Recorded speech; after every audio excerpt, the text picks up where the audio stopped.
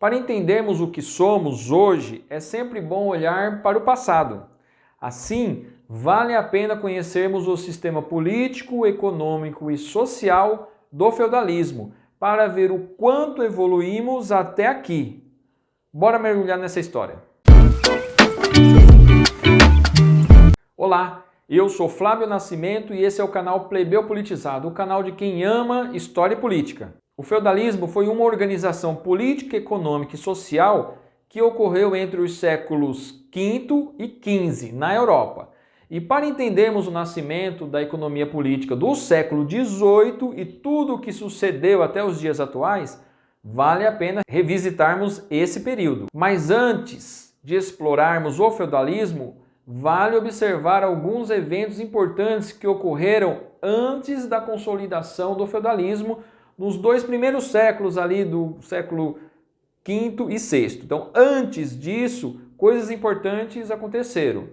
Primeiro, o Império Romano atingiu toda a Europa, norte da África e Oriente Médio. Segundo, no ano 380, o cristianismo passou a ser a religião oficial do Império Romano. E terceiro, a queda do Império Romano Ocidental se deu no ano de 476. Daí se inaugura o período histórico chamado de Idade Média e vai até 1453 com a queda do Império Romano Oriental. Veja que são uns 1000 anos aproximadamente do feudalismo, do século V ao XV. Quanto à sua organização social, temos três grupos bem distintos.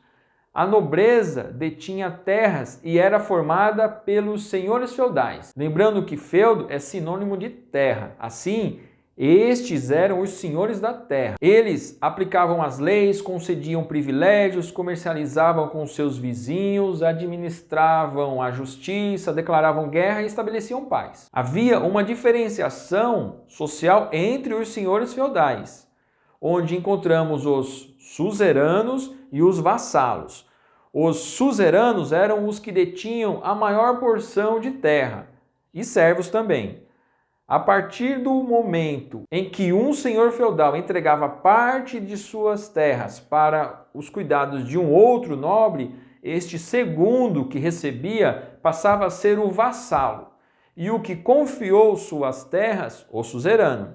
Veja que ambos eram nobres e detentores de terras, mas o vassalo era subordinado ao suzerano, que exigia em troca sua lealdade, principalmente durante as guerras, que eram constantes por conta da disputa de terra, principalmente. Esses grupos eram chamados de belatores, os que lutam. Aqui nós identificamos a figura do monarca, o rei, que neste caso era o senhor feudal suzerano, de maior influência e poder político.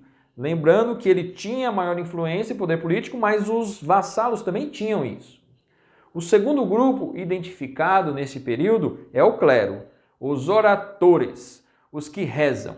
A hierarquia do clero era constituída pelo papa, cardeais, arcebispos, bispos e padres. Estes representavam o clero secular, eram os que estavam envolvidos em atividades religiosas com o público. Temos também o clero regular, formado por religiosos que viviam em mosteiros em regime de reclusão ou semi-reclusão. Os mosteiros foram introduzidos pela Igreja Católica no século VI para disciplinar a vida dos monges. Começou com mosteiros exclusivamente masculinos e em pouco tempo passou a abrigar também mulheres, na figura das freiras. Os mosteiros ou monastérios desempenhavam um importante papel, cristianizando povos, cultivando terras, que inclusive o clero também era detentora de grande quantidade de terra, mantendo escolas e bibliotecas. Um terceiro grupo que identificamos também nesse período responde pelo nome de servo. Laboratores, os que trabalham. Os servos eram camponeses que constituíam a maior parte da população. Não eram escravos, mas viviam como tal. presos à terra, eram obrigados a prestar pesados serviços e pagar uma grande quantidade de tributos aos senhores feudais. E me diz aí, alguma semelhança com os dias atuais? Pois é, haviam ainda escravos, mas em pequeno número. O modelo de exploração do trabalho nessa sociedade feudal era suficiente para alimentar os detentores do poder, oferecendo então uma falsa sensação de liberdade para os trabalhadores, sem a necessidade da figura do escravo em si. Então não era necessário falar que você era escravizado, bastava se configurar dessa maneira que já era suficiente. Os vilões eram outro tipo de trabalhador. Estes detinham uma certa liberdade comparada aos servos, pois podiam mudar de feudo, por exemplo, e trabalhar para outro senhor feudal. Alguns eram antigos proprietários de pequena porção de terra incorporada pelos senhores feudais. Ainda identificamos nessa sociedade artesãos e pequenos comerciantes que viviam em cidades que possuíam a função de centralizar o comércio entre os feudos que existiam ali no entorno. Mas e aí? Como funcionava essa sociedade feudal na esfera econômica? Pois bem, o sistema feudal se resumia a uma economia agrária de escassa circulação monetária. Então era exclusivamente agrária. Vivia da sua autossuficiência. A propriedade feudal pertencia aos senhores feudais, alto clero e descendente de povos germânicos, que inclusive esses povos germânicos que foram adentrando na Península Itálica e Ibérica foram os que derrubaram, o Império Romano. Então eles também tinham grande quantidade de terra. A renda per capita estava próxima do nível de subsistência. A principal atividade econômica de produção de riqueza estava no feudo, que se dividia em 3 partes distintas. A primeira parte nós chamamos de manso senhorial, com cerca de 1/3 da área total, onde servos e vilões trabalhavam alguns dias na semana e toda a produção obtida pertencia ao senhor feudal. Aqui, nesse terço, erguia-se um castelo fortificado para se defender das invasões. O outro terço nós chamamos de manso servil, área destinada aos servos, onde o excedente da produção e além da sua subsistência desses trabalhadores era entregue para o senhor feudal. A terceira parte chamamos de terras comunais, parte do feudo usada em comum pelos servos e senhores feudais, utilizada para pastagem do gado, extração de madeira e também para caça. Interessante ressaltar que essas terras comuns a servos e senhores, na Revolução Agrícola e Industrial que ocorreria no século XVIII, passa a ser propriedade somente desses senhores através das leis de cercamentos que surgem em pequena demanda ainda no século XIII, especialmente na Inglaterra, iniciando o declínio do feudalismo, onde impedia, através dessas leis, os camponeses de usar essas terras comuns, inviabilizando então a vida no campo. A terra comunitária passaria a ser privada. Como o excedente de produção dos servos iam para os senhores feudais, não havia então estímulo para aumentar a produção. O desenvolvimento de novas técnicas de produção foi extremamente tímido neste período e o comércio declinou com o predomínio da agricultura de subsistência. E a base de riqueza feudal foi a exploração do trabalho do campo, tão somente. Não existia outros meios de crescimento para essa sociedade.